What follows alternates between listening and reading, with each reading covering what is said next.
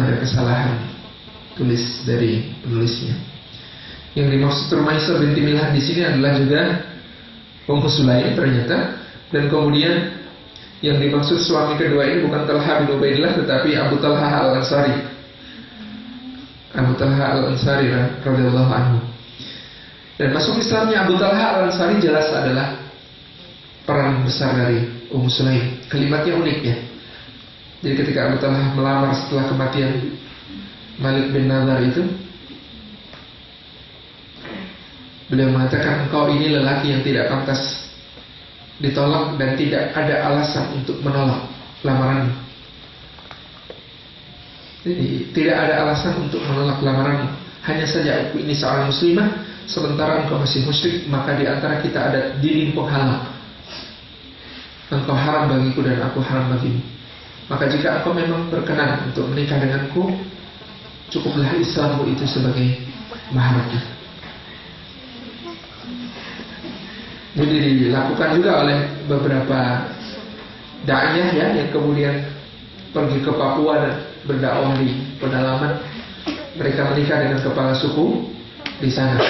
Islam sebagai maharnya. Mungkin kalau antum tidak mau ke Papua ya, tapi ke Eropa nanti. Boleh juga kan setelah gitu ya. Siapa tahu Cristiano Ronaldo masuk Islam gitu. Kita doakan saja. Yang keempat, kan gaulnya sama Mesut Ozil.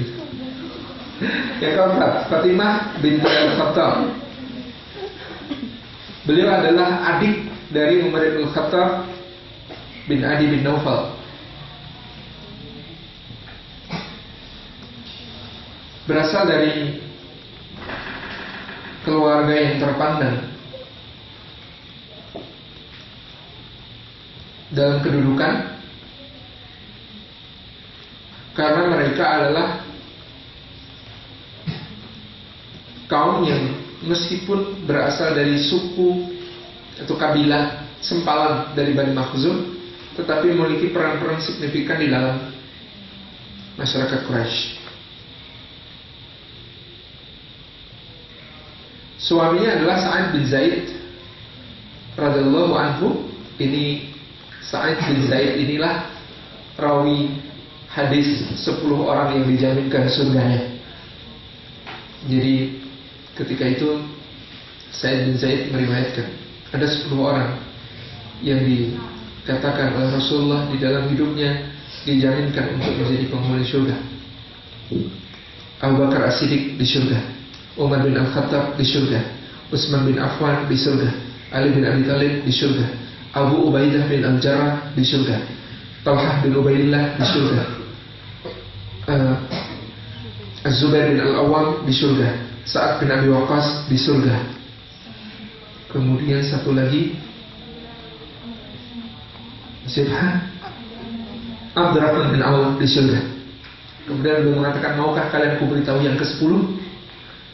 Lalu beliau dengan malu-malu mengatakan, yang ke-10 adalah Sa'id bin Zaid. Yang beliau sendiri. Ini adalah suami dari Fatimah binti Al-Khattab. Fatimah dan suaminya Sa'id bin Zaid masuk Islam melalui dakwah Khabbab ibn al-Araf, budak dari Abu Jahal. Karena mereka Bani Makhzum, dan ketika itu perbudakan agak ada sistem yang unik. Ada budak milik orang, tapi ada budak milik kabilah, gitu ya. Nah, Khabbab ini menurut satu riwayat bukan budak pribadinya Abu Jahal, tapi budak seluruh Bani Makhzum. Maka kemudian ada satu kontak dengan Sa'id bin Zaid ini, sehingga kemudian Khabbab ini yang menjadi mentor, yang menjadi murabbi bagi mereka sekeluarga. Jadi dulu halaqahnya itu perkeluarga, bukan bapak-bapak sendiri, ibu-ibu sendiri, enggak, tetapi sekeluarga. Maka dalam riwayat tentang masuk Islamnya Umar itu kita ketemukan bahwa ketika itu Khabbab sedang ada di rumah Sa'id bin Zaid sedang membacakan ayat Al-Quran, sedang membimbing tentang Islam kepada keluarga ini. Nah, ketika Umar datang, gedor pintu, Khabbab sembunyi di bawah kolong. Ya, harap dimaklumi murabinya ketakutan sama Umar. Umar memang seorang yang masalah yang ditakuti ketika itu.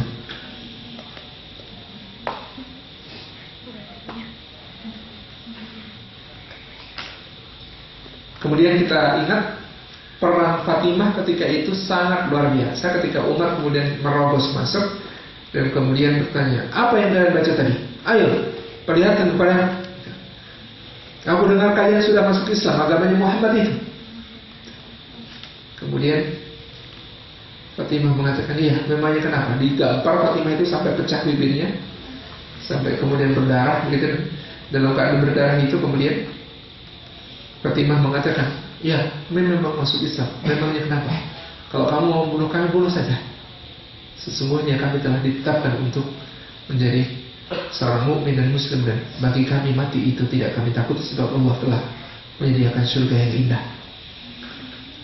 Nah, dengan kalimat seperti itu, orang itu biasanya kalau tega melakukan sesuatu pada orang yang disayangi, ada momen penyesalannya ya. Habis mukul itu biasanya pas momen penyesalan. Dan kalimatnya Fatimah itu pas masuk di momen penyesalannya Umar. Karena Fatimah ini ada yang sangat disayang sebenarnya. Ketika kemudian digampar sama Umar sampai berdarah begitu, nah langsung muncul momen penyesalannya Umar. Dan ketika Umar dalam momen penyesalan itulah kemudian kalimat hidayah itu melalui lisan Fatimah masuk ke dadanya.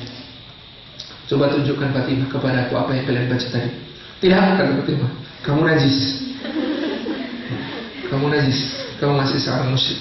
Bagaimana caranya agar aku boleh membacanya? Umar ini, keluarga Umar ini termasuk keluarga yang paling sadar literasi pada masa jahiliyah. Ketika orang umum beranggapan bahwa bisa menulis dan membaca itu aib, keluarga Umar ini adalah keluarga yang sejak awal mengatakan ini penting. Ini dulu, mohon maaf, kadang-kadang ada yang susah memahami kok bisa membaca dan menulis itu aib. Di kalangan bangsa yang ummi yang bernama Makkah, membaca dan menulis itu aib. Kenapa? Membaca dan menulis itu menunjukkan kebodohan.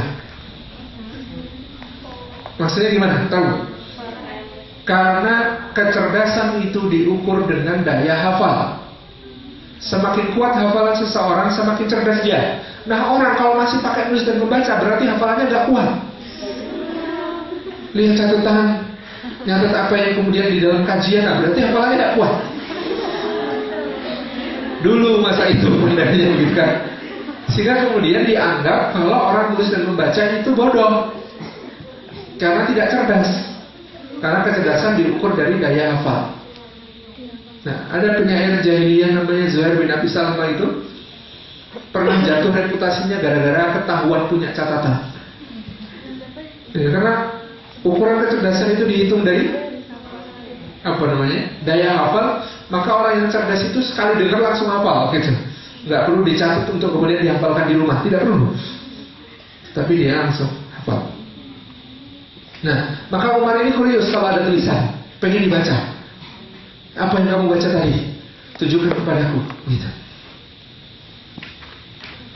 Maka kemudian Umar mandi dan mengucapkan syahadat, lalu keluarlah Khabbab bin Al-Araf, keluar dan mengatakan ahlan wa sahlan ya Allah. Memang sejak dulu aku berharap engkau yang dimaksud oleh Rasulullah itu di dalam doanya. Ketika dia berdoa kepada Allah, semoga Allah perkuat Islam ini dengan salah satu dari dua Umar, Umar bin Khattab atau Amr bin Hisham. Kenapa Khabbab tidak berharap Amr bin Hisham yang masuk Islam? Lukanya masih belum sembuh itu. Jadi dia berulang kali disiksa oleh Abu Jahal. Dia kan pekerjaannya bikin pedang. Pekerjaannya Khabbab itu bikin pedang. Nah, ketika satu kali ketahuan oleh Abu Jahal bahwa dia masuk Islam, sama Abu Jahal itu dipanggang di atas bara api yang biasa dia pakai untuk